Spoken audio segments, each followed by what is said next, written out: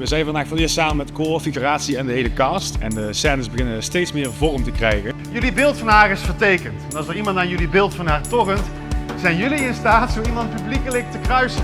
We voelen ons speelklaar, maar de luxe is nu dat we nog 4 weken hebben. Dat is dus onze tempel, dan raken we alles kwijt. Daarom verlos ons van deze man. En wat brengen wij? Woorden. Wij brengen geloof, Judas!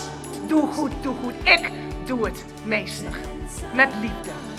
Door dit script ben ik steeds meer gaan geloven in dat geloof verbeelding is. Ergens in geloven, het voor je zien en daarmee ook voor jezelf kunnen kijken wat betekent dat voor mij en hoe vul ik dat zelf in naar mijn eigen geweten en naar mijn eigen gevoel. Vertrouw op mijn woorden, dan kun je alles aan. Het is een passiespelen wat je aanzet tot denken wat het is om ergens voor te gaan en je daar ook aan vast te houden. Complimenten, het ziet er indrukwekkend uit. We zijn iets heel erg moois aan het maken. Dank jullie wel.